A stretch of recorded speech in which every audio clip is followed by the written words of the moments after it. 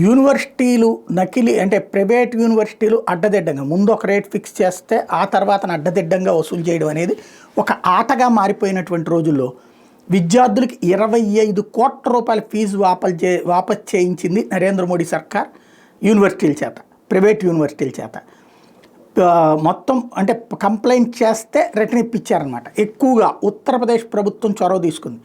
827 కంప్లైంట్లు వస్తే 4.96 కోట్ల రూపాయల ఫీజులు వెనక్కి ఇప్పించింది యోగి సర్కార్.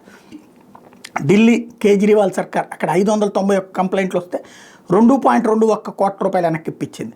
అక్కడ యూజీసీ చూసేది, కేంద్ర ప్రభుత్వం చూస్తుంది. రాజస్థాన్ 418 కంప్లైంట్ 1.65. తమిళనాడు స్టాలిన్ ప్రభుత్వం 381 కంప్లైంట్ 1.99. పశ్చిమ బెంగాల్ 377 కంప్లైంట్లు వస్తే 0.92 అంటే 92 లక్షల రూపాయల ఫీజులు రిటర్న్ ఇప్పించింది. ఓవరాల్గా దేశవ్యాప్తంగా అత్యధికంగా ముందు ఒక రేటు చెప్పి ఆ తర్వాత దుర్మార్గంగా వసూలు చేస్తున్నటువంటి యూనివర్సిటీలు ప్రైవేటు ఎక్కువ ఉన్నాయి, 211. అందులో 1475 కంప్లైంట్స్ని పరిష్కరించారు.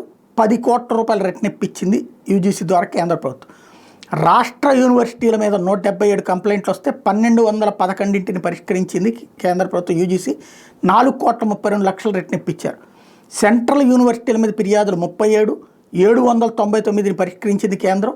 1.34 కోట్ల రూపాయలు వెనక్కి ఇప్పించారు. డీమ్డ్ యూనివర్సిటీల నుంచి 77 కంప్లైంట్స్ వచ్చినాయి, 770 పరిష్కరించారు. ఇది 77 యూనివర్సిటీల మీదన 770 పరిష్కరించారు. 9.68 అక్కడ డబ్బులు రిటర్న్ ఇప్పించారు. టోటల్గా 4.41 లక్షల రూపాయలు ఇట్లాగా ఇచ్చుకొచ్చినటువంటి పరిస్థితి ఉంది.